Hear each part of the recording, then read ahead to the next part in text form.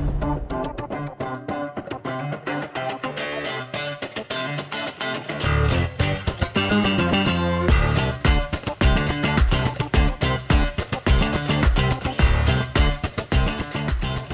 everybody, and welcome to this week's edition of Titan Table Talk. I am your host this week, Tony Bankston. Happy to bring you more news and all the happenings in the Illinois Wesleyan University Titan Athletic Department. And we're starting things off this week with head women's lacrosse coach Abby Kushina getting ready to start the season. Abby, welcome. Hi, thanks for having me. Yeah, so, you know, you're a little near and dear to my heart because you're only slightly more experience for your head coaching debut than I was when I made my head coaching debut.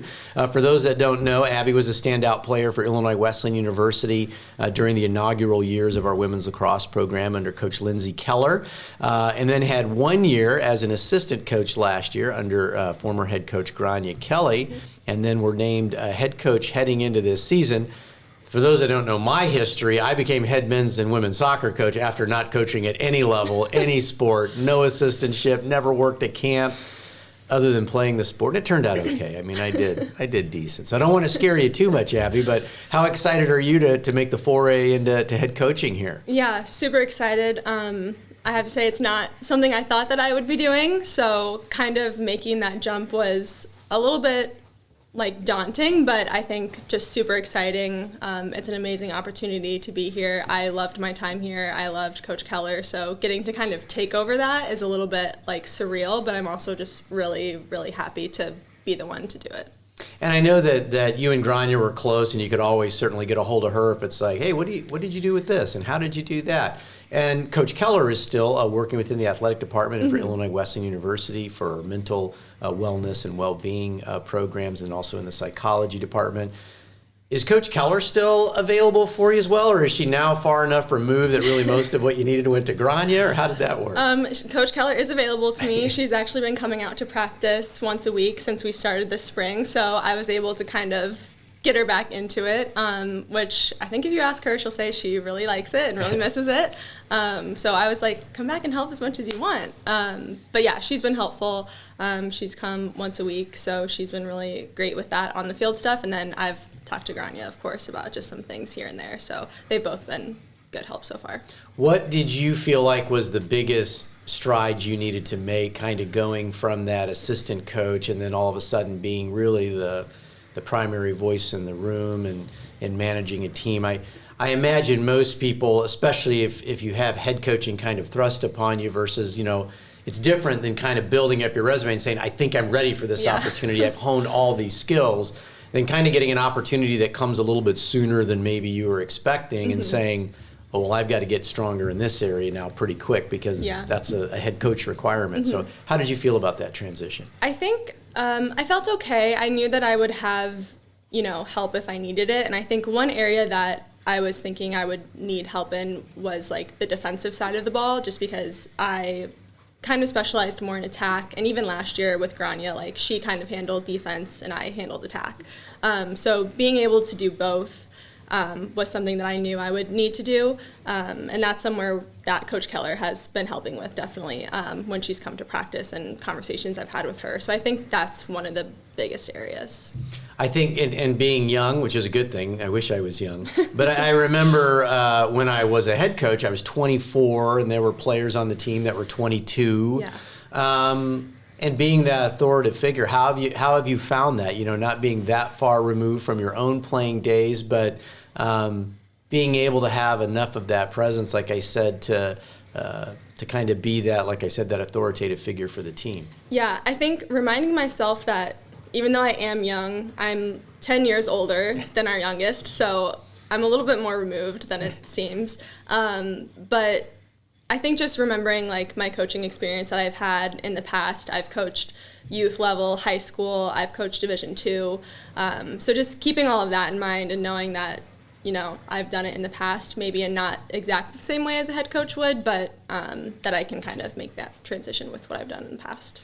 It seems like last year was a year of forward momentum. We kind of really had an incredible start to the program, but a lot of programs were starting at the same time, and I would probably say Illinois Wesleyan's women's lacrosse program accelerated more than most and had a lot of early success. And made trips to the NCAA tournament, winning the NCAA.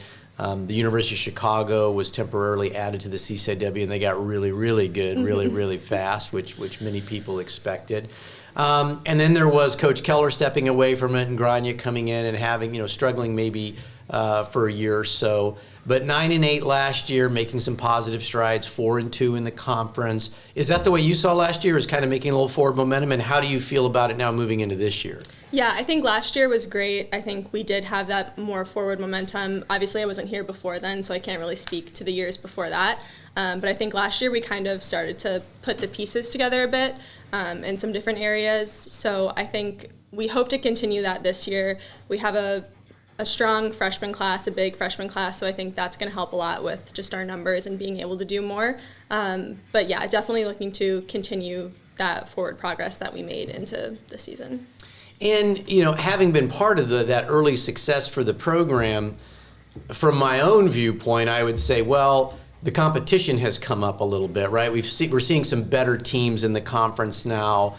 Carroll's been strong the last couple of years. Mm-hmm. How do you see it? Is it and how does it shake out? Is it more that competition has come up within the conference? Is it maybe that we haven't, recruiting-wise, maybe had the caliber of players that we had in the past, and that we're kind of getting back to that? Where do you see the kind of the fall-off coming from, and where do the improvements need to be made? Yeah, I think with the conference, I think in the past, in the beginning, there was a couple of really strong teams in the conference. Like our first year, it was like the top 1 and 2, and then everyone else was kind of in the bottom. So I think since then, the level of the teams has definitely gotten more even, I would say. So I think especially with Chicago being out of the conference this year, it's a lot more open as to kind of who will be in that top spot, and even the top 3-4. So I think over the years, the competition did get better. It got more even. We're all kind of closer to the same caliber. And I think as far as recruiting and whatnot, I wasn't recruiting back when I was on the team, obviously, so I can't really speak to how that was for Coach Keller, but I think there's always recruiting challenges, so I think it's just a matter of kind of figuring out what those are and how we can kind of work through and around those to get the people that we need to be here and who want to be here. Yeah, and really the question, I guess, lends more towards the quality of lacrosse, right? Because it's hard to compare different eras and different sports or different teams. And like I said, where everybody was starting at the beginning is very different than the competition your teams are facing today. So do you look out and kind of look at the athleticism or the quality of lacrosse that's being played and say, this is pretty good quality lacrosse compared to what I was used to as a player, but it's just like we've got to be better than that based on the competition we're seeing? Yes, I think so. And I think the game has also changed quite a bit than when I played. There's been a lot of rule changes, things to speed up the game. The kind of style of play is just a little bit different. So I do think that plays into it also, just some things that were introduced in the last couple of years that kind of have raised the bar a little bit, like overall in women's lacrosse.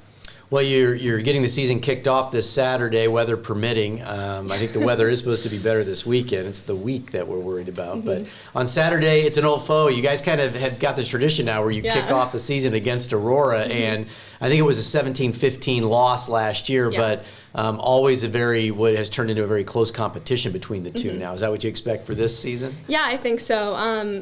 We've been playing them since I've been on the team, so I think it's always a fun matchup. I feel like it's always kind of a toss-up of who's going to come out and win it. Last year was really exciting, obviously being our first game at home.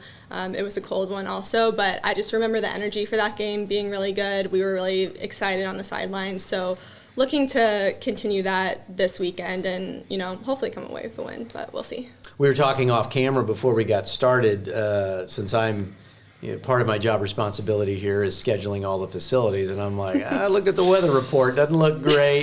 There are NCAA standards and athletic training that if wind chills and feels like temps get to a certain level, you guys have to go inside, and that's kind of difficult. I mean, you guys get started up really about the third week of January or so, and then between having to get snow off the field when it snows or having these super cold snaps come through, not ideal for you. We're fortunate to have the Shirk Center. We can move you inside, and you can get some decent space to practice inside. But that's got to be a little bit of a challenge there when you can't really fully dedicate yourself to being outside, especially like this week when you're getting ready for that first match on Saturday. Yeah.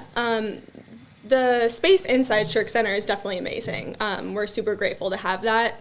At the same time, it's not the same as being on the turf, right? So we can't quite do everything that we would be able to do outside, at least in the same way that we would be able to do it. So we do what we can. You know, we always talk to the girls about how we can only control the things that we can control, and weather is not one of them. So if we have to move inside for practice, then we're going to make it work, and we're still going to prepare to the best of our ability. So.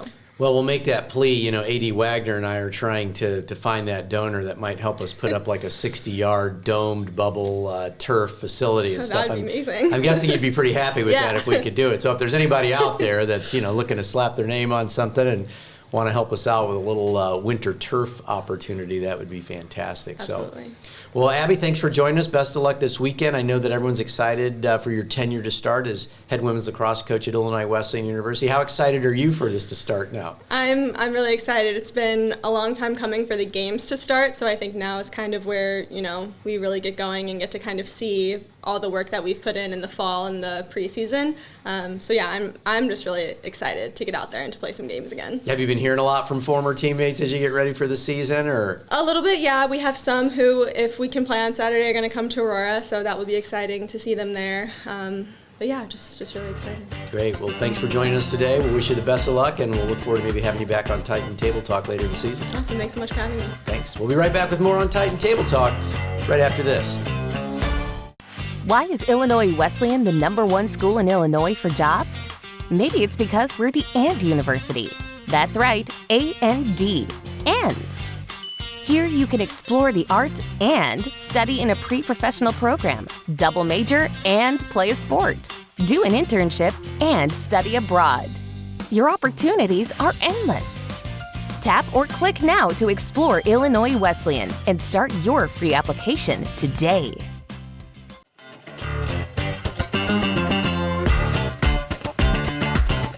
Welcome back to Titan Table Talk. We're now sitting down with newly minted head baseball coach at Illinois Wesleyan University, Michael Kellar. Michael, welcome to the show. Oh, thanks for having me, Tony. Yeah.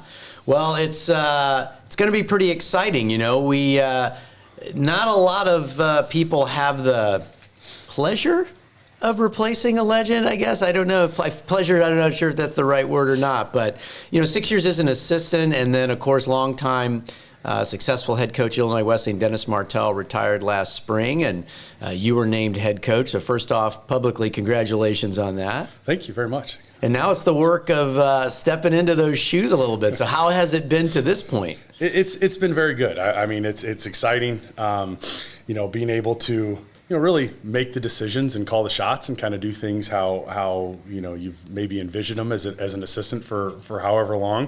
But, you know, very fortunate. You know, Coach Laurie joined me in August, you know, having him on full time to assist with everything, you know, recruiting and help with the hitting stuff has been awesome. We've got, you know, some great longtime assistants that were with Coach Martell that stuck around. So they've been good and helped out with everything. It's definitely, I say it's a good problem, but it's definitely treading water at times, making sure travel, recruiting, all the stuff that goes into it. But, you know, like I said, I don't think I'd want to do anything else. Well, we joked a little bit off camera that the preseason rankings came out for the CCIW, and your Titans were picked first. It's like nothing like a little pressure right off the bat, and I'm sure Coach Martell would be one of the first people to say he teed it up so nicely for you. You know, 100%. I will say, you don't ever come into a position a lot of times as a new head coach with, you know, I say the talent that I think we have and what we're capable of.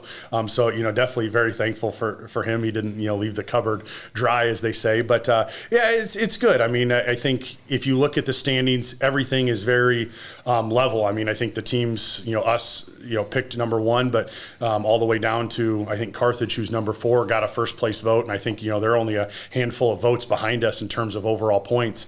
I think the conference is going to be very strong, top to bottom. I know I said that in my CCIW interview, but it's going to be an open race. And I think ultimately who stays healthy and who's playing the best baseball at the end of the year. You know, preseason rankings are great, but it really only matters where you finish up in May. If you're a conference foe looking at your team and just trying to get into the mindset of why they view you as a strong team this year, what strengths do they see, particular players, and what makes you kind of, at least in their mind, as a conference favorite this year? Yeah, I mean, we return a lot, I think, which is always good. And sometimes, senior heavy, you look at like our men's and women's basketball team, the success that they're having. They're senior heavy. They're senior dominated. We've got a lot of upperclassmen, seniors and juniors that have been doing it since they were freshmen. They were thrown into roles early. So we are a pretty veteran team. And we didn't lose a lot. I mean, we lose Louis Perona, who's actually, playing in the Big 12 right now. Since Cincinnati, they had a great weekend, took down 2 out of 3 at a top 25 Duke. We lose Louis, and we lost a couple of pitchers. But return everybody else. And I mean, if you look at our track record last year, I mean, up until the last week where we, unfortunately had some injuries and just picked a bad time to be not playing great baseball. We led the conference in offensive, stats, pitching stats up until that point. I mean, so, having those guys back, pitching wise, positionally, I think that's a big reason why. But that being said, last year's last year. You gotta perform this year.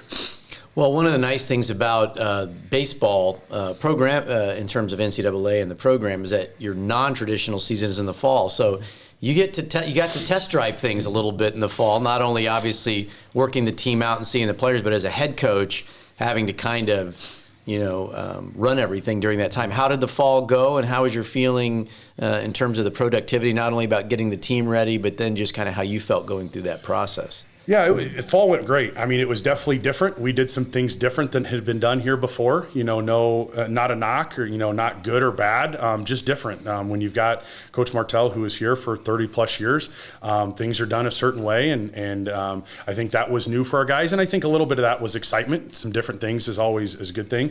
And then, from what we saw in the fall, obviously the guys that have had success, I was really happy with how they looked. We had to, hopefully we did have to spend some of the time getting some of those guys healthy. But I think they're back now. And one thing I'm excited about is our depth youth wise, looking, hey, we do have an injury or two, or hey, when some of these juniors or seniors, they do graduate and move on. I like our young guys. I think we've got guys right behind them that the goal is you never have to rebuild, you just reload. And I think seeing some of our young guys and what they're capable of, if we do have an injury, they can pop in, or hey, in the next year or two, they're going to be guys that are going to fill right in, and we're not going to miss a beat. Well, one thing I would not have imagined speaking to Coach Martell about during his tenure is technology. And I say that as the guy that had to help him get into his email a couple of times on occasion. But you guys have added some interesting technology out to the stadium, the AWRE system, which is a video system. And now coming soon, you're going to have a TrackMan unit out there. And TrackMan is a data collection system that looks at things like, exit velocities and spin rates and all these types of things. So talk about the changes that you've made out to Hornberger, how you think that's going to help you as a team, and where that kind of places you for typical Division III baseball programs. Yeah, I think, the video aspect of it, we get all of our video from every practice, from every scrimmage to every game, recorded. Every pitch, every hit, every swing is recorded out there, and it's broken down. So, and it's 4 cameras, is that right? Or is six. it six cameras? So okay. Behind home, center field, and then 2 on each dugout, 1 for the hitters, 1 for the pitchers.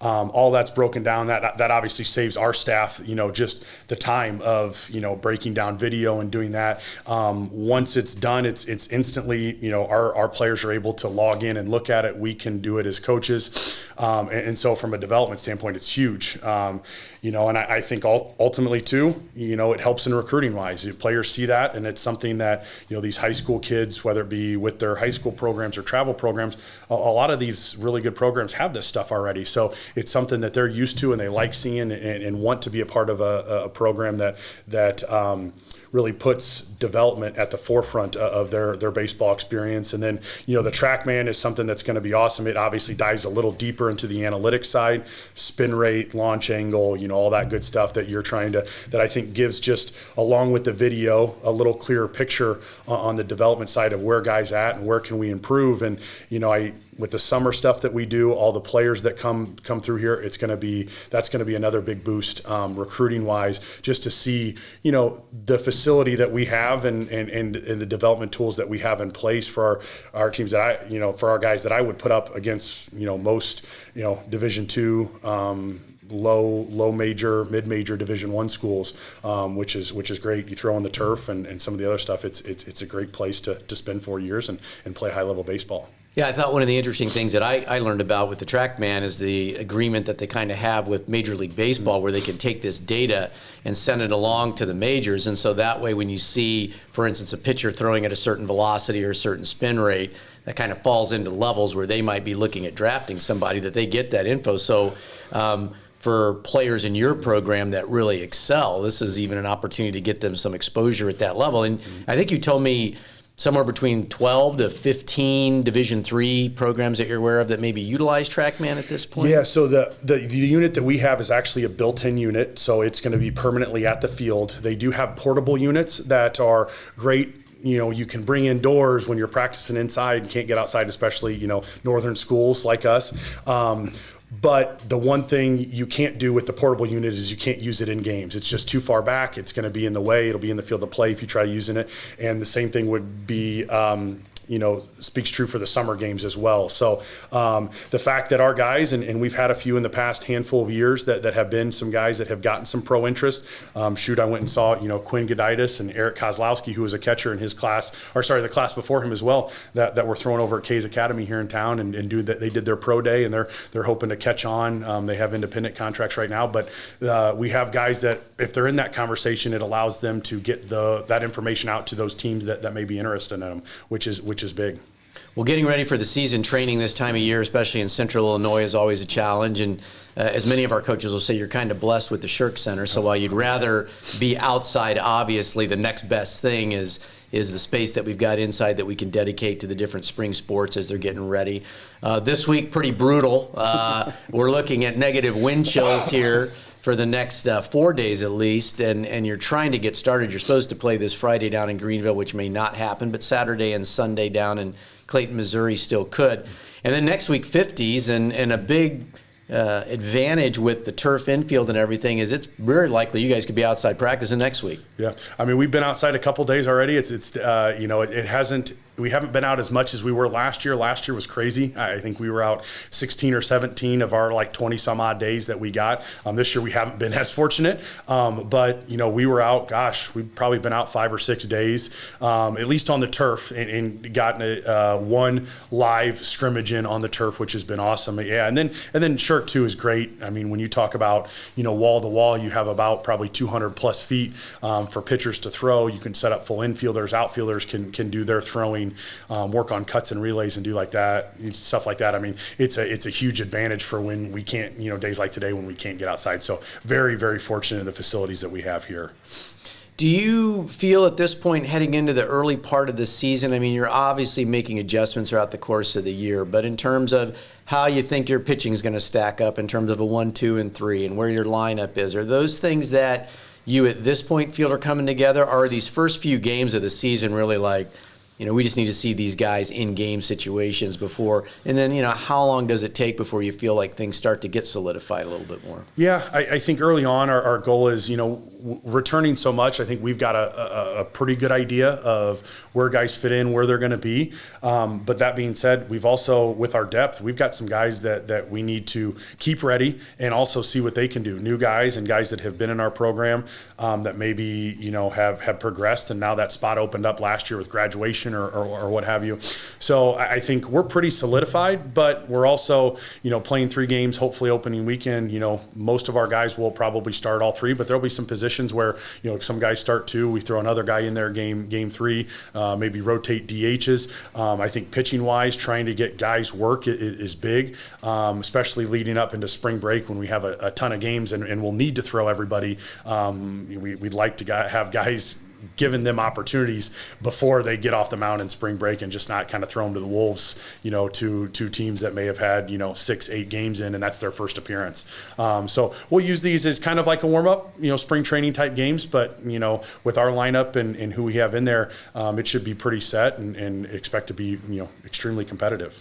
I know one thing you've added this year are some reserves games where you've got players that maybe aren't seeing as much of an opportunity in the regular varsity rotation. But it is about developmental, and I've often said when I've done athletic recruiting in the past, there's a big difference between a 22-year-old and an 18-year-old. And just in terms of opportunity to transition and getting bigger and stronger, faster, and all these types of things. So I guess that speaks a little bit to your mentality is, it's still very much a developmental process while they're here. Oh, 100%. I think you look at the guys that we have, how many players we have. There's, I wish there were innings and opportunities for everybody at the varsity level, but there's just not. So how do we get these guys the opportunities, when we have a senior shortstop who's been here for 2 or 3 years as an all-conference guy and, nobody's, unless he gets hurt, nobody's, overthrowing him or taking his spot with these developmental games, playing other Division III teams. We're playing some junior colleges. Gets these guys some opportunities to see live pitching, see college pitching. Pitchers face guys in other uniforms and just build up that confidence. I think that's one of the biggest things with baseball, and I know it's pertinent to all sports, but confidence is huge. When I think a lot of our juniors and seniors, when they were freshmen, they got thrown into some pretty tough situations and weren't successful, and I think that can really take a toll on some guys. So if we can throw them in some better situations, maybe some games that's a little more their level, their speed to build and get that confidence is going to be huge. And if we don't play those games, those guys might be missing out on 20 innings or 48 ABs that would help speed up that development, and that way hopefully as a sophomore they can come in and maybe compete for one of those starting varsity positions or take over for a guy who graduated. That's the ultimate goal. Almost treat it like a minor league. Sure. A, double A, triple A lead up to the majors is kind of the same thinking that we give them 10, 12 games. That's ABs that they wouldn't normally get, which is big. Well, let's just hope that the weather starts to cooperate a little bit. It looks like it's going to turn here next. We just got to survive this week, and then hopefully everything is upward and onward starting next week. So best of luck with this inaugural season as head coach. I know we're all excited to see the Titan baseball program. Awesome. Thanks, Tony. Thanks, Michael. We'll be back with more on Titan Table Talk right after this. They say inside every challenge is an opportunity. At Illinois Wesleyan, you have the power to seize that opportunity. Discover the tools, the mentors, and the experiences to take on any challenge and shape not just who you are, but who you will become. The best college in Illinois for jobs is right here. Tap or click now to start your free application and break through at Illinois Wesleyan University.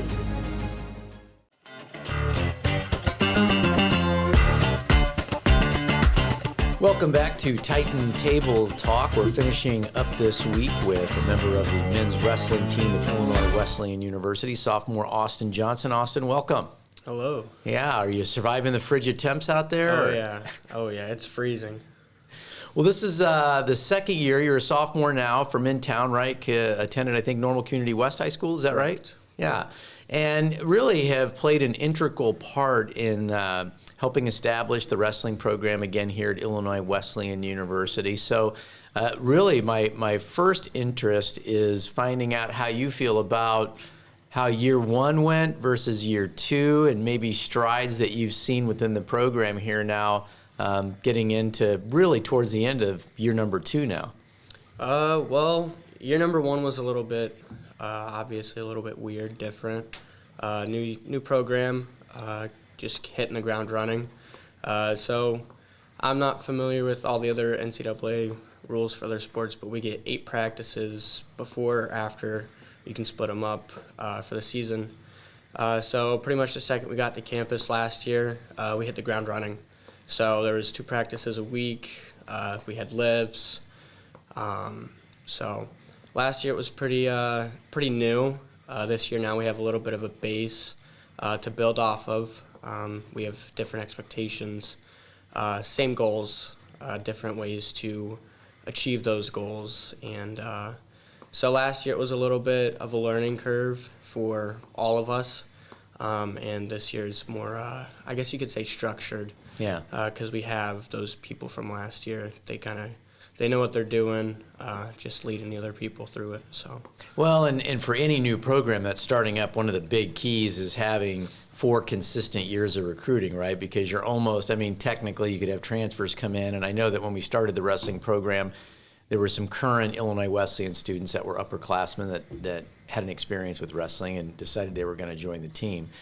But really, you've only had about 2 classes worth of recruits in, and so you've got about technically half a team.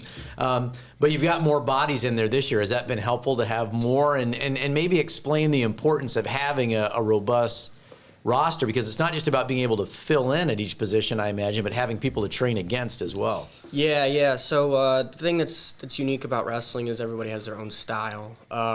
So since everybody has their own style with more guys in the room, that allows people to get better. If you have 2 people that wrestle the same, then they're going to continue to wrestle the same until one of them decides to change that up a little bit. That is one of the perks of having a lot more people in the room this year. It's not just to fill the lineup. So if you wrestle someone who's it's a physical sport. So if you wrestle someone who's taller, they got a different style. So having more people in the room this year most definitely helps elevate the team 100%. So it's very important for people to get better using those other individuals, and it most definitely boosts team morale. So, for those that aren't aware, the wrestling programs are housed in a kind of a temporary spot right now, but a pretty nice temporary spot. It was a former YMCA downtown in Bloomington, Illinois, and so the athletic department went in there and tried to figure out ways that we could use it. And it's actually quite a bit of space. The footprint's really nice, but it's located, obviously, not far off of campus, probably by car. It's less than 2 minutes to get there, but it's still a little bit off campus. But how have you found training over there, you and your teammates, and making use of those facilities? From what I've talked to with my teammates, a lot of us enjoy kind of being a little bit off campus. Obviously, during the temperatures like this, it's kind of bad because, nobody likes walking out in the cold or having to get in their car, go all the way over there. Right. But like you said, it's not a far drive. And I think a lot of the people that come into the university, especially freshmen, it kind of lets them see more of the town, lets them feel a little bit more involved. But from what I know and what I've talked to, a lot of the guys they kind of like the facility being a little bit off campus. Just kind of makes them feel more connected to the town itself. As far as the equipment and everything we have here, it's amazing. So for coming in last year and being a first-year program, and then obviously this year being second, we got equipment pretty fast, way faster than what I thought it was going to be.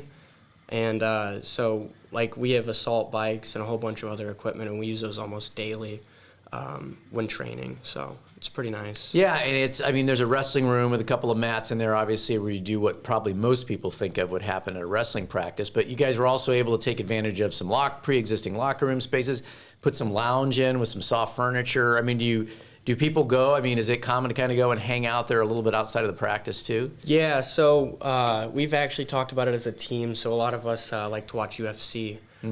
So we've talked about having some UFC watch parties there, and I know on the weekend of homecoming we get in early, we get a practice.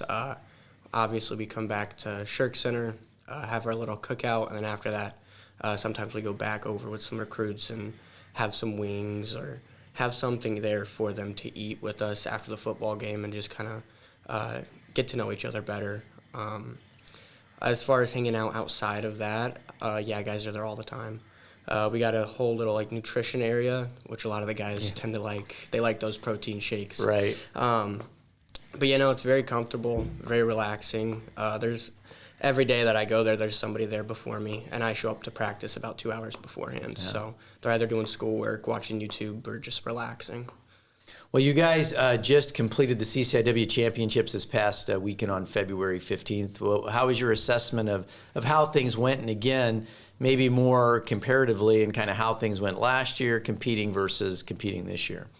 This year, I talked to Coach about it a couple of times. The CCIW this year was very senior heavy, which can be a little bit scary for these incoming freshmen who are, it's their first year coming in.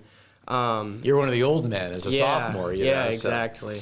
But with it being so senior heavy, I think it's good for the guys to see You know, and then on top of that, we have a couple high-ranked teams in our conference at the CCIW.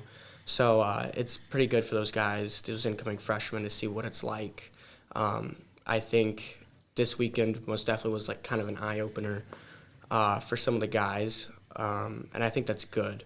So they can see and gauge what it was like, and that can help them grow for future. You know, next year they come back, maybe they win an extra match that they didn't win last year or something like that. Yeah. As far as compared to the prior year, I mean, we had like three seniors. I believe one was a girl. Mm-hmm. But compared from last year to this year, I mean, we might have went down in a team placement, but I would say it was most definitely harder, and it was eye-opening. And I think that's something good for this group of freshmen and the team this year. How does that translate? Because you guys have now, you know, from that meet, you basically have 2 weeks off until the regionals. And you mentioned the strength of the CCIW and some of the individuals and the teams that are in the CCIW. Not that it isn't always challenging in the NCAA regional, but is in some respects for some of you at certain weight classes, does it get easier going into regionals because you're maybe facing not as strong a competitor as you might have just seen 2 weeks ago, for instance, in the CCIW? Yeah, I mean, normally that kind of goes down individually, like you said. I think that's most definitely something that can happen, and that probably will. Either you will see some guys that aren't as good as what you saw 2 weeks ago, or you might even see some people that are even better than what you saw. That's what is amazing about wrestling. You know, you're in control of what you do, and these next 2 weeks are, you know, like our coach says, you know, we're not really trying to focus on new things, new moves. We're picking out what we're good at, and we're gonna hammer down on them. But yeah, you might see some better people in the next 2 weeks. You might see some people that aren't as good, but at the end of the day, it's under your control of what you do and how you wrestle. So, is this 2 weeks physically, in terms of the training and everything that you're doing, is it different than any other time during the season? Yes and no. I mean, it really does depend on what our next couple weeks look like in season. And obviously now we don't want to be going super hard and getting some guys injured. But as far as like mental training and physicality, like it's still there. It's still intense. So practices are still intense. They might shorten a little bit, so that way we're not overexerting ourselves.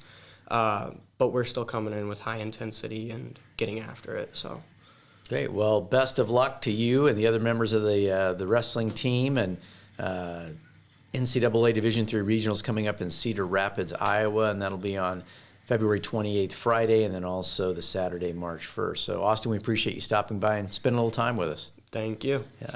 And that's it this week for Titan Table Talk. We thank all of our guests, and we'll be back with another episode next week right here on IWSports.com. We'll bring you more Titan Table Talk next week.